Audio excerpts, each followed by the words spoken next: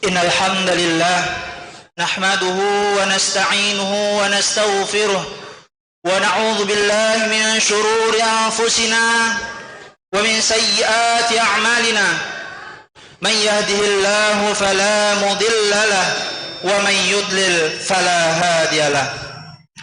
Asyhadu an la ilaha illallah wahdahu la syarika lahu wa asyhadu anna Muhammadan abduhu wa rasuluh la nabiyya wa rasula amma ba'd. Qala Allah ta'ala fi kitabihil karim, a'udzu billahi minasy syaithanir rajim. Ya ayyuhalladzina amanu ittaqullaha haqqa tuqatih wa la tamutunna illa wa antum muslimun. يا أيها الناس اعبدوا ربكم الذي خلقكم من نفس واحدة وخلق منها زوجها وبث منهما رجالا كثيرا ونساء واتقوا الله الذي تساءلون به والأرحام إن الله كان عليكم رقيبا. يا أيها الذين آمنوا اتقوا الله وقولوا قولا سديدا يصلح لكم أعمالكم ويغفر لكم ذنوبكم ومن يطع الله ورسوله فقد فاز فوزا عظيما. أما بعد فإن أصدق الحديث حديث كتاب الله وخير الهدي هدي محمد صلى الله عليه وسلم وشر الأمور أمور محدثاتها وكل محدثات بالدين بدعة وكل بدعة ضلالة وكل ضلالة في النار. نعوذ بالله ثم نعوذ بالله. Ma'asyiral muslimin, jamaah sidang Jumat yang dirahmati oleh Allah. Segala puji hanya milik Allah, zat yang tidak henti-hentinya memberikan kita berbagai macam kenikmatan. Nikmat Islam, nikmat iman, nikmat yang tidak kalah penting yang kita rasakan di siang hari ini, nikmat sehat. Yang mana dengan nikmat sehat ini kita bisa melangkahkan kaki kita ke tempat yang insya Allah berkahi untuk melaksanakan sholat Jumat secara berjamaah. Salawat serta salam tak lupa kita curahkan kepada suri tauladan kita, kepada panutan kita, yaitu Nabi besar Muhammad sallallahu alaihi wasallam, serta istri-istri beliau, sahabat, tabi'in, tabi'ut tabi'in, dan semoga kita yang hadir di sini juga termasuk dari golongan beliau. Ma'asyiral muslimin, jamaah sidang Jumat yang dirahmati oleh Allah. Khatib ingin berwasiat khususnya kepada diri khatib pribadi dan kepada seluruh jamaah sidang Jumat yang dirahmati oleh Allah agar meningkatkan kualitas ketakwaan kita kepada Allah. Takwa dalam arti mentaati segala apa yang Allah dan Rasulnya perintahkan dan menjauhi segala apa yang Allah dan Rasulnya larang. Ma'asyiral muslimin, jamaah sidang Jumat yang dirahmati oleh Allah. Organ tubuh kita yang wajib kita jaga adalah hati kita. Setiap mukmin wajib menjaga hatinya karena keselamatan ia di akhirat kelak itu tergantung kepada hatinya. Allah Subhanahu wa taala berfirman, A'udzu billahi minasyaitonir rajim, yauma la yanfa'u malun wala banun illa man atallaha biqalbin salim. Pada hari tidak bermanfaat harta dan anak-anak kecuali orang yang datang kepada Allah membawa hati yang selamat. Quran surah Asy-Syu'ara ayat 88 sampai 89. Apa maksudnya? Hati yang selamat yaitu hati yang selamat dari syahwat, selamat dari syubhat, penyakit-penyakit yang bisa menjerumuskan seseorang kepada api neraka. Menyelamatkan hati tiada lain adalah dengan cara menjauhi hal-hal yang merusak hati. Di antara perkara yang bisa merusak hati adalah mata kita. Walaupun banyak sekali faktor-faktor yang bisa menjadikan hati kita rusak, tapi salah satunya yang sangat-sangat berpengaruh adalah mata kita. Mata kita yang kita lepaskan kepada sesuatu yang dilarang oleh Allah Subhanahu wa taala. Mata adalah jendela hati kita. Allah Subhanahu wa taala menyuruh kita untuk menundukkan pandangan. Allah berfirman, "Qul lil mu'minina yaghudduna min absarihim wa yahfadhu furujahum." Katakanlah kepada kaum mukminin, hendaklah mereka menundukkan pandangan mereka dan menjaga kemaluan mereka. Quran surah An-Nur ayat 30. Di ayat selanjutnya, wa qul lil mu'minati yaghdudna min absarihinna wa yahfadna furujahunna. Dan katakanlah kepada kaum mukminat, hendaklah mereka menundukkan pandangan-pandangan mereka dan menjaga kemaluan-kemaluan mereka. Quran surah An-Nur ayat 31. Masyarul muslimin, jemaah sidang Jumat yang dirahmati oleh Allah. Dengan kita menundukkan pandangan, ini salah satu cara alternatif kita untuk menjaga hati kita, menjaga kebersihan hati kita. Dengan kita menjaga pandangan kita, insya Allah menjadikan hati kita bersih dan lebih nikmat ketika kita melaksanakan ibadah. Ketika seseorang melepaskan pandangannya kepada sesuatu yang diharamkan oleh Allah, sungguh itu akan berpengaruh kepada hatinya. Hatinya menjadi keruh, bahkan kemudian menjadi hitam.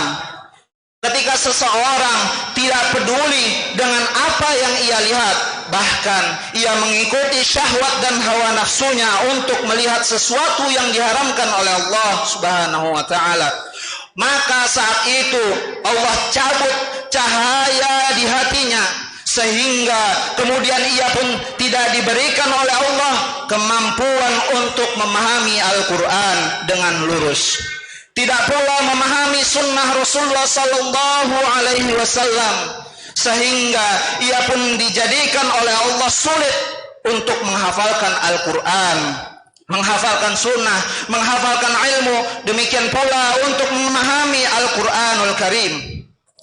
Kalaupun ia hafal Al-Quran, Allah cabut kelezatan Al-Quran dari hatinya.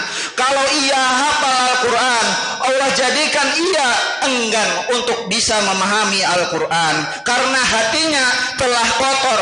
Sedangkan Al-Quran cocok untuk hati yang bening dan bersih.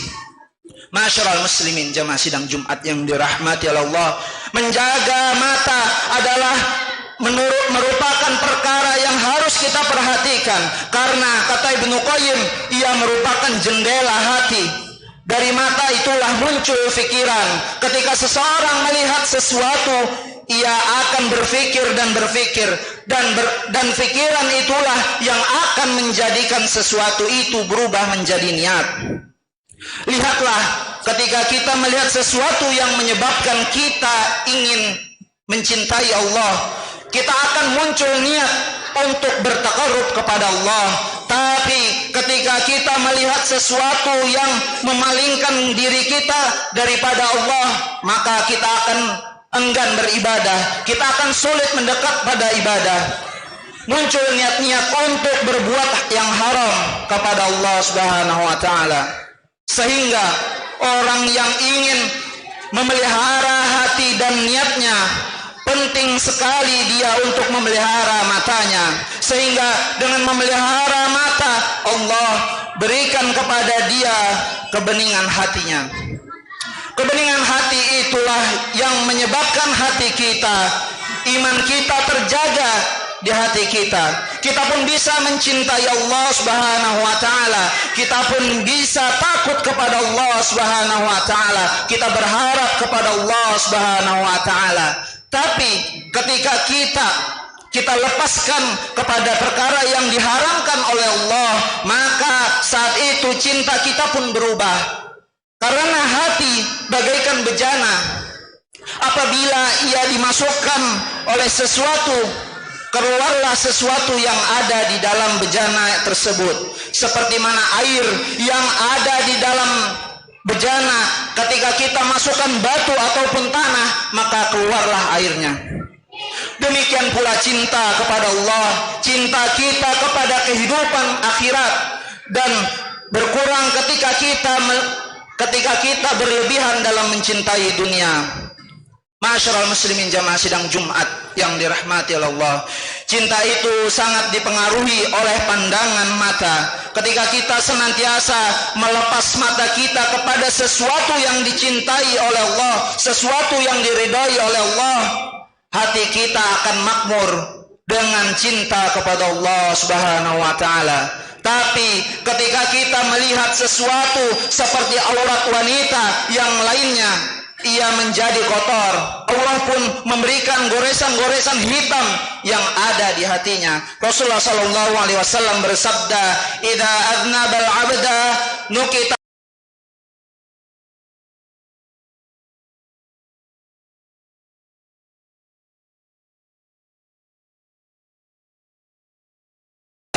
wa taba suqila qalbuhu." Apabila ia bertaubat, maka hatinya menjadi bening kembali. Wa in 'ada zida fiha hatta ta'luma qalbuh. Tapi ketika ia kembali melakukannya, langsung diberikan 2 goresan dosa, sehingga goresan-goresan hitam itu telah memenuhi ruangan-ruangan hati. Itulah kata Rasulullah sallallahu alaihi wasallam yang dimaksud oleh firman Allah, kalla bal rana ala qulubihim ma kanu yaksibun.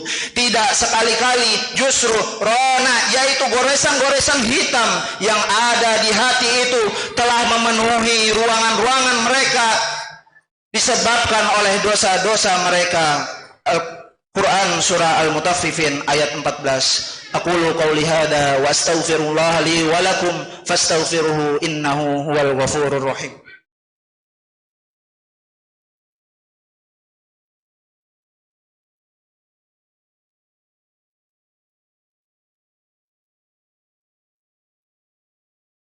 Alhamdulillahi rabbil alamin wa bihi nasta'in ala umurid dunya waddin. Wassalatu wassalamu ala asrafil anbiya'i wal mursalin Muhammadin wa ala alihi wa sahbihi ajma'in, amma ba'd. Ma'asyiral muslimin jamaah sidang Jumat yang dirahmati Allah, Ibnu Qayyim ketika menyebutkan 4 racun hati, beliau menyebutkan diantaranya adalah mata yang dilepaskan kepada sesuatu yang tidak bermanfaat, atau bahkan naudzubillah sesuatu yang haram. Apabila kita melepaskan mata kita kepada sesuatu yang tidak ada manfaatnya saja, bisa meracuni hati. Bagaimana dengan melihat sesuatu yang diharamkan oleh Allah Subhanahu wa taala? Maka subhanallah, Allah ciptakan mata bukan untuk kita jadikan sebagai alat untuk berbuat kemaksiatan. Allah ciptakan mata untuk kita, untuk melihat ayat-ayat Allah, baik ayat-ayat kauniyah maupun ayat-ayat syar'iyah. Kita lihat kebesaran Allah, bagaimana Allah menciptakan gunung, bagaimana Allah menciptakan laut, supaya kita berpikir bahwasanya penciptanya maha kuasa atas segala sesuatu. Kita gunakan untuk membaca kitab-kitab Al-Quran, mentadaburinya, mencari kitab-kitab para ulama, karena untuk itulah manusia diciptakan untuk ilmu. Lihat Nabi Adam, Allah lebihkan Nabi Adam di atas para malaikat dengan ilmu. Allah berfirman, wa 'allama Adam al-asma'a kullaha thumma 'aradahum wa 'allama Adam al-asma'a kullaha thumma 'aradahum 'alal malaikah. Maka Allah pun mengajarkan nama-nama segala sesuatu kepada Nabi Adam, maka tampaklah kepada malaikat hikmah diciptakannya Nabi Adam. Quran surah Al-Baqarah ayat 31. Ternyata Allah ciptakan manusia untuk ilmu. Di antara alat ilmu adalah mata. Bila kita gunakan mata kita untuk ilmu, sungguh bermanfaat untuk hati kita. Ilmu itu akan menghidupkan hati, ilmu akan mendekatkan diri kita kepada Allah. Ilmu menjadikan kita bergabung dengan alamnya malaikat. Bahkan kemuliaan dunia dan akhirat tergantung kepada ilmu Allah Subhanahu wa taala. Maka gunakanlah mata kita untuk hal-hal yang diridai oleh Allah. Maka pelajaran yang perlu kita ambil dari ayat-ayat yang kita bacakan tadi, hendaknya kita menjaga pandangan kita dari hal-hal yang Allah dan Rasulnya larang. sehingga kesucian hati kita bisa kita jaga, sehingga hal-hal yang Allah larang bisa kita senantiasa jaga. Apabila kita membiarkan mata kita melihat kepada sesuatu yang Allah larang, inilah yang menjadikan awal mula kemalasan dalam beribadah kita, sehingga sulit bagi kita untuk mencari kebaikan-kebaikan yang Allah bukakan. Padahal di antara kehidupan dunia kita ini banyak sekali kebaikan-kebaikan yang bisa kita raih, tapi karena dari kemaksiatan kita, dari dosa-dosa kita, dosa mata kita, sehingga kemalasan itu menjadikan hati kita enggan untuk mendekati, enggan untuk bertakarub kepada Allah. Inna Allah wa malaikatahu yusalluna 'alan nabi ya ayyuhalladzina amanu sallu 'alaihi wa sallimu taslima.